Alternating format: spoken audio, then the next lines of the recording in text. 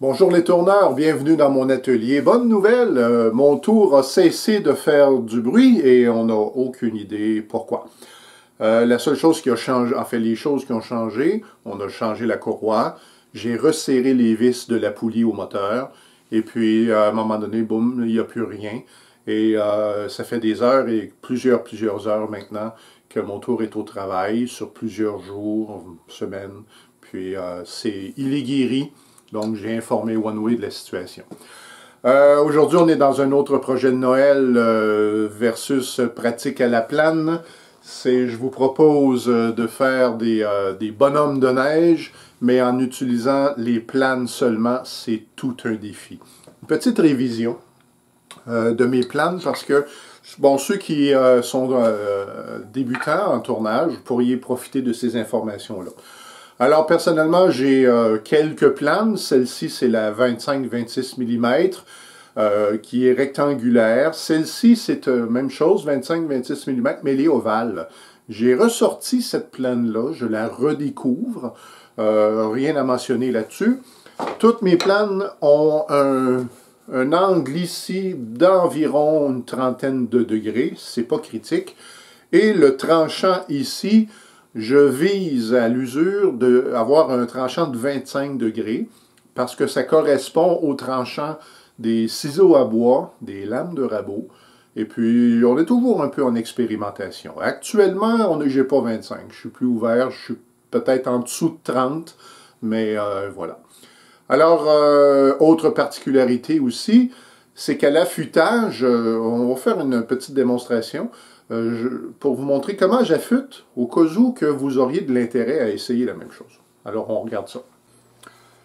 Alors, mes planes sont affûtées à la plateforme. Alors, comment est-ce que j'ai fait pour réussir à mettre la plane au bon angle? Eh bien, j'ai utilisé un ciseau à bois. Avec un crayon de feutre, je suis venu colorer la pointe. Et puis, j'ai cherché l'angle jusqu'à temps que j'ai ici la trace de la meule au bon endroit. Lorsque ceci a été fait, que je savais que ma plateforme était au bon endroit, je me suis fait un petit gabarit.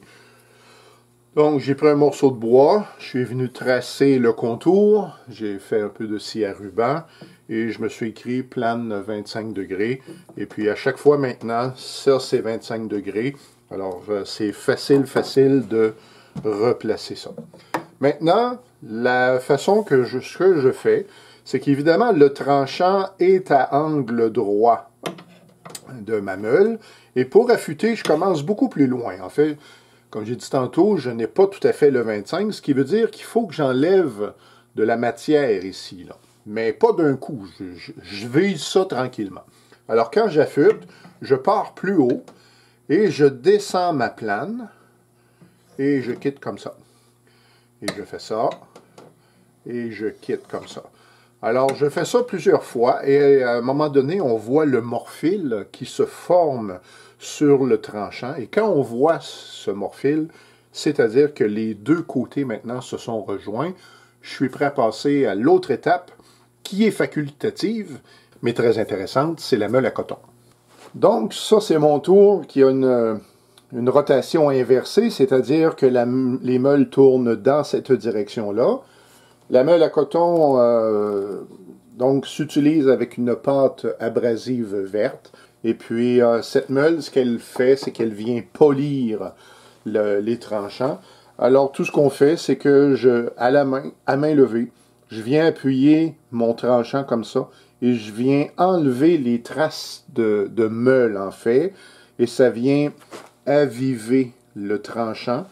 Alors, avant de commencer, tourneur, on va juste faire une petite révision de ce qui va se dérouler ici. Alors, on va pratiquer à maintes reprises la coupe en V, je m'explique. La coupe en V, c'est premièrement de faire un sillon, allons-y. Donc, la vitesse ici, je suis environ à 1200 tours, on est bien pris. Donc, avec la pointe, on fait un sillon. Alors, pour ne pas partir faire du ski là-bas, on refait un petit sillon très près. On déporte l'outil, quelques millimètres, pas plus. On incline encore une fois et on pousse. Et c'est rien que ça. Sillon, déporté, incliné, poussé. Sillon, déporté, incliné, poussé. On fait la même chose de l'autre côté. Sillon, déporté, incliné. Ça, c'était une passe un peu trop épaisse. C'est cette technique de base qui va servir à faire notre bonhomme. Donc là, à ce point-ci, je vais nettoyer ma pièce. On va enlever ceci. Et comme on est à la plane, on va toujours faire ça là, comme ça. La base de mon bonhomme de neige est en bas. Ici, c'est la tête, la bédaine et le bas. Et puis, je vais tout de suite dégager, si on veut, le bas de mon bonhomme. Juste me faire un peu de place. Alors, on va tout simplement pratiquer la plane tout à fait simplement. Alors, on veut que le tranchant soit à 45 degrés. Ensuite de ça, on veut, pour éviter le plantage, on veut venir trouver le tranchant dans le dernier tiers en bas de la plane. Et quand on a ça, on s'en va vers la direction souhaitée. Donc, on talonne. Tranchant. On glisse. Pas tout à fait arrondi. Pour ça que ça cogne. On recommence.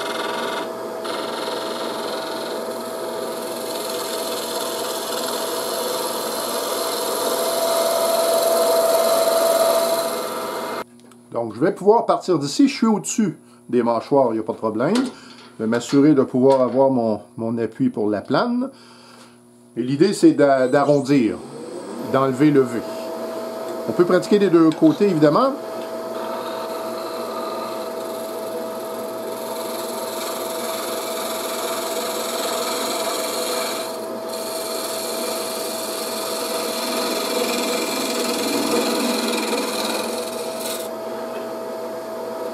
Talonne.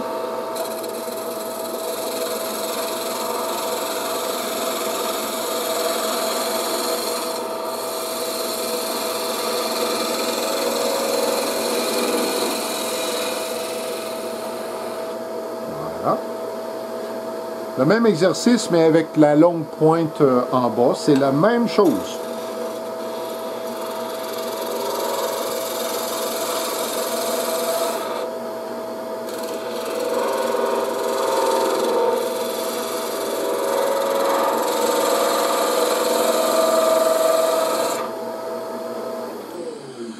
Il y a toute une chorégraphie pour aller chercher le tranchant. On joue avec le manche en hauteur, on joue avec l'axe de l'outil. C'est ça la pratique.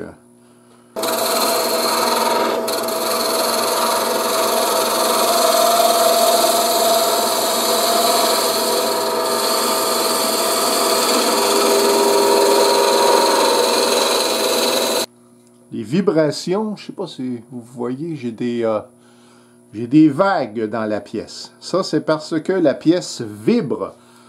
Je peux resserrer. Ah! Ma contrepointe n'était pas à son meilleur. Je peux resserrer un petit peu. Ça, c'est bien serré. Puis, on peut jouer avec les vitesses aussi. Je vais monter à 1600 tours.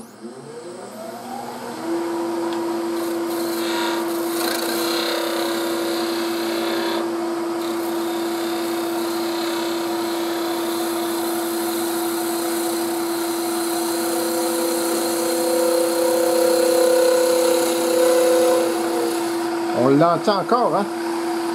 Mais je pense qu'elles sont parties. Je pense qu'elles sont parties. Ouais.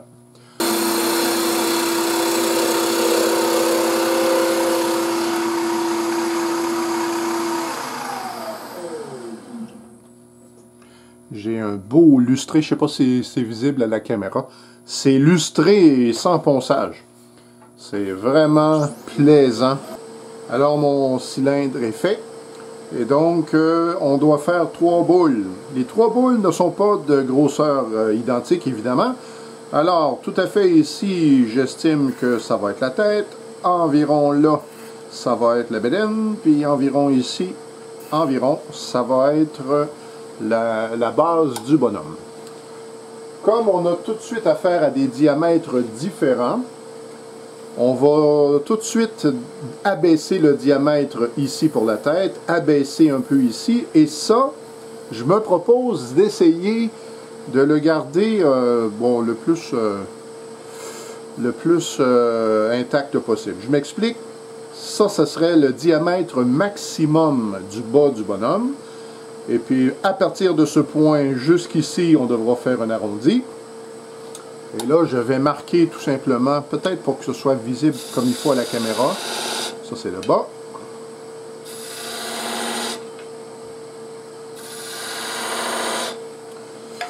Histoire de gagner un peu de temps.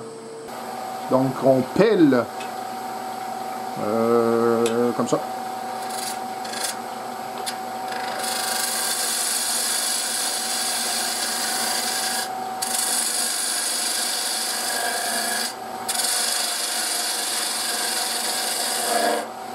En Europe, les tourneurs utilisent beaucoup le bédane, que nous, au Québec, ça existe, mais c'est pas tellement...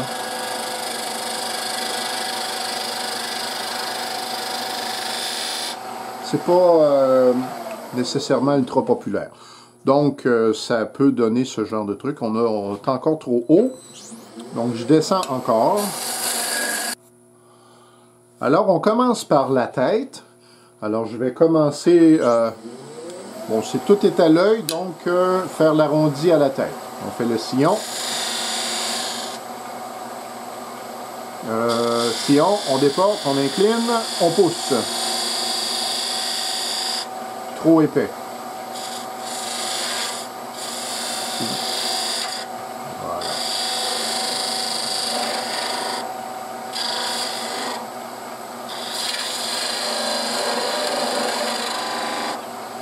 Éventuellement, mon bonhomme de neige va avoir un chapeau, ce qui fait que je ne suis pas trop inquiet de la contrepointe.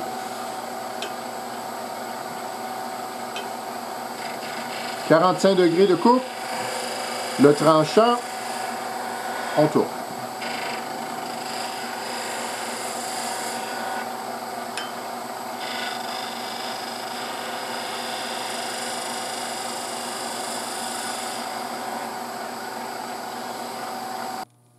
Ici, l'intérêt de cette vue, c'est d'observer comment on va faire pour faire l'arrondi, parce que faire la coupe en V, c'est une étape, mais après ça, il faut faire l'arrondi. Et donc, l'arrondi, on place le tranchant à 45 degrés. On talonne. Talonner veut dire que la pièce, l'outil touche la pièce, mais sans tranchant. On recule l'outil jusqu'à temps qu'on trouve notre tranchant. Et lorsque le tranchant est trouvé, quand le bois commence à être tranché, eh bien, on doit relever la plane et possiblement le manche aussi. Puis on doit ensuite se dégager vers la sortie.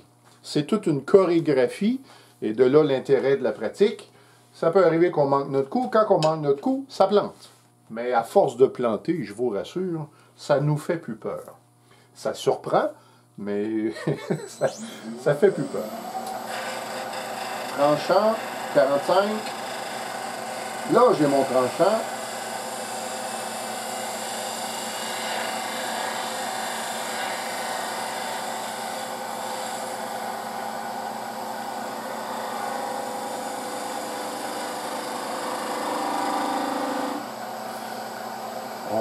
C'est toujours le même mouvement. 45 degrés.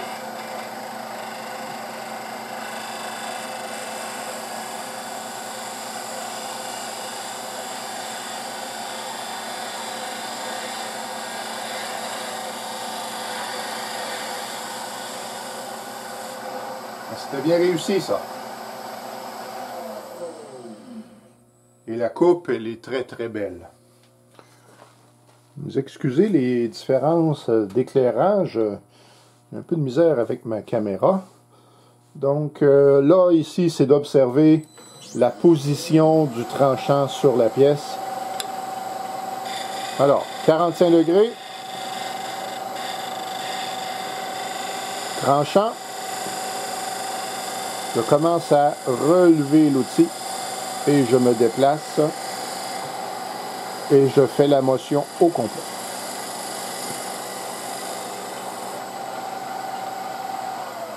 Ce que vous venez de voir était une très très belle démonstration, bien réussie. Et là, il va falloir faire ça ici, là, là, puis là. C'est ça l'exercice. Maintenant, on va travailler sur le cou. Et puis, je vais utiliser ma plane ovale. C'est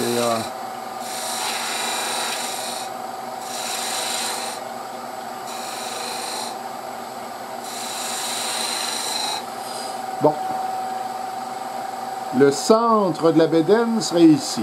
Théoriquement, je souhaiterais que ma ligne reste là, tant et aussi longtemps qu'on est en harmonie dans les proportions.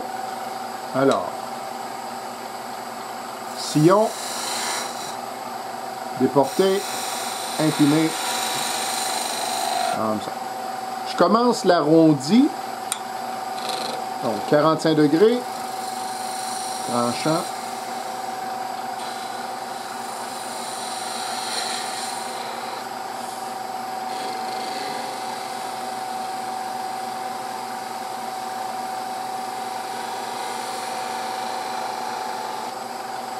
La plane ovale, je trouve qu'elle excelle, elle est plus facile à utiliser, elle est plus rapide à trancher qu'une plane rectangulaire.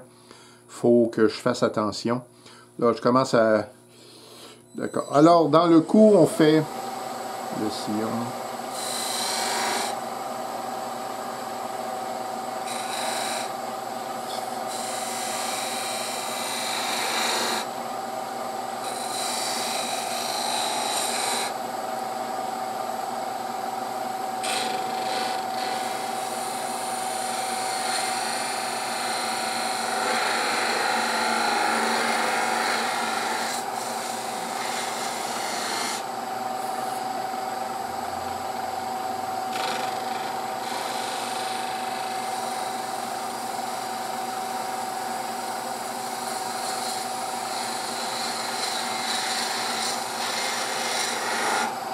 Voilà.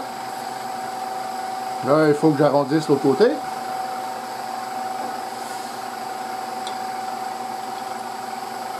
On va faire un V, donc le sillon, on déporte.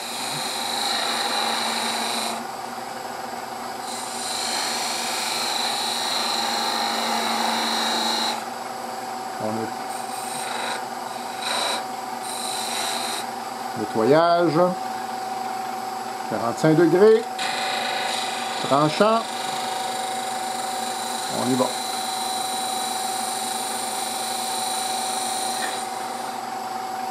« 45 degrés.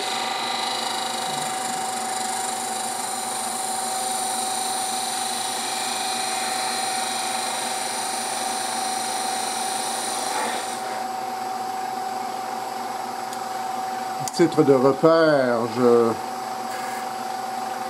centre serait à peu près là.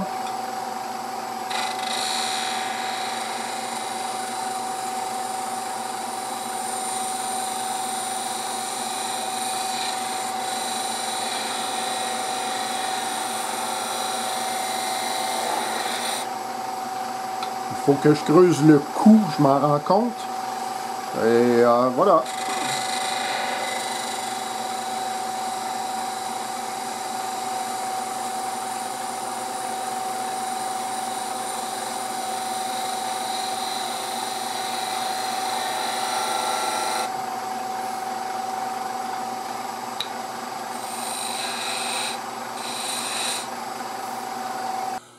Alors, c'est ça, tourneur, ça va être ça ici, ça va être ça là. Alors, c'est toujours le même mouvement. Donc, l'étape suivante, c'est de faire le chapeau. Alors, j'ai donc 4 bonhommes de neige faits à la plane, avec une tête horrible, Mais flambant neuf d'hier, j'ai regardé sur YouTube et j'ai trouvé une technique extrêmement intéressante. Donc, moi, j'ai choisi de garder le même bois pour avoir une certaine unité. Et donc, à l'œil, donc lorsque je mets mon bonhomme comme ça, j'ai ce qu'il faut pour me faire un chapeau. Je pourrais même avoir un chapeau haut de forme. Ma première étape va être de venir dresser ma face ici. Quelque chose de droit. Donc, enlever les irrégularités.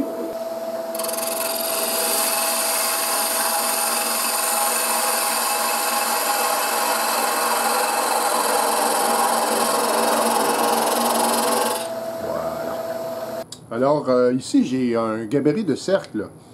Et j'observe que ce cercle-ci donnerait un chapeau que je pourrais incliner à volonté. Donc, je vais prendre la mèche en conséquence et je vais venir percer un peu jusqu'à temps que je trouve la profondeur satisfaisante. Et donc, ça me paraît très satisfaisant. Je vais être capable de cacher mon défaut. Je vais être capable de mettre le chapeau un peu croche. C'est parfait. Alors, il reste maintenant qu'à faire le chapeau selon la forme qu'on veut. Bon, à l'œil, je pourrais certainement me faire 3 chapeaux dans cette pièce.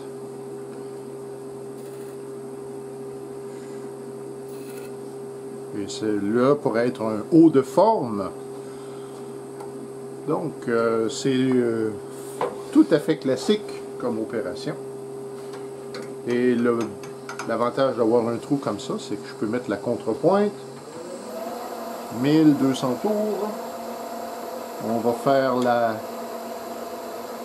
bordure du chapeau.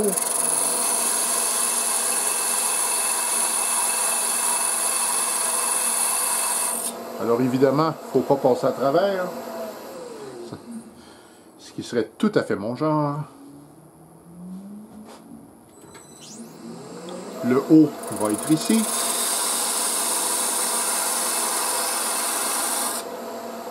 Tant que je peux, j'utilise la plane.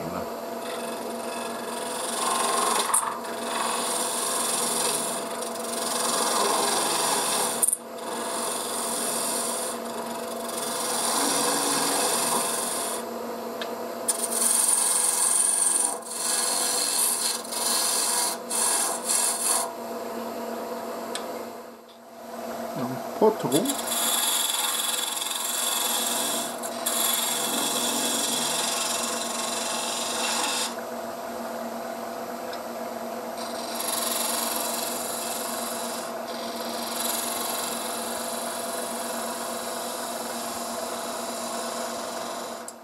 Petite vérification d'épaisseur ici, là. Je veux pas en enlever. C'est de l'ordre de quelques millimètres. Je ne dois plus toucher au bas.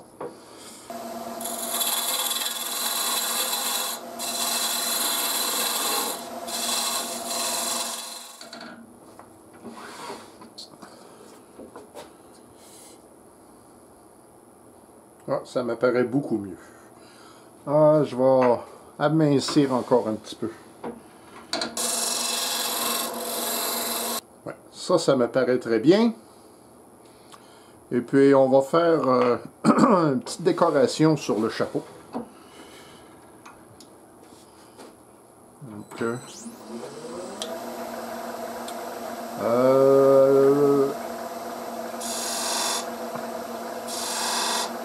voilà.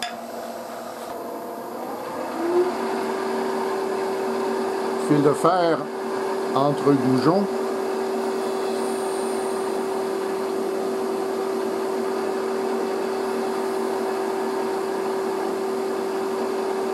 Voilà.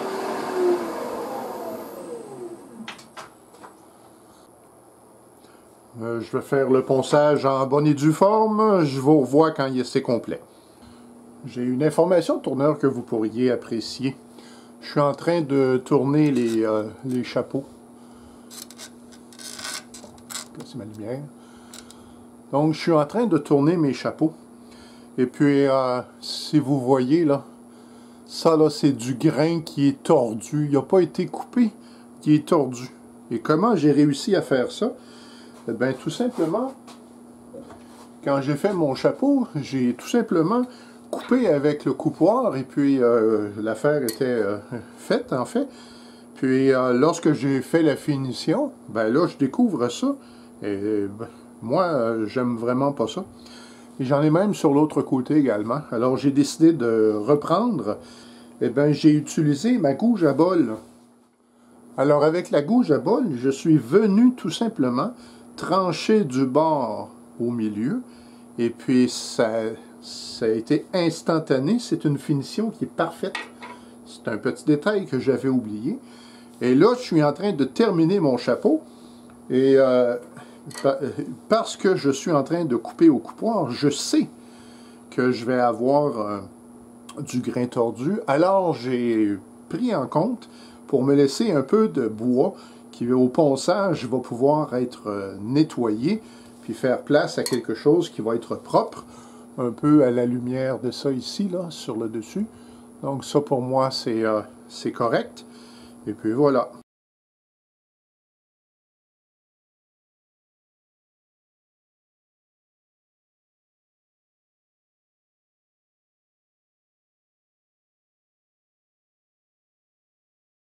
La dernière étape, lorsque les chapeaux sont terminés, moi j'ai choisi de prendre de la colle chaude, je suis plus à l'aise, c'est réversible.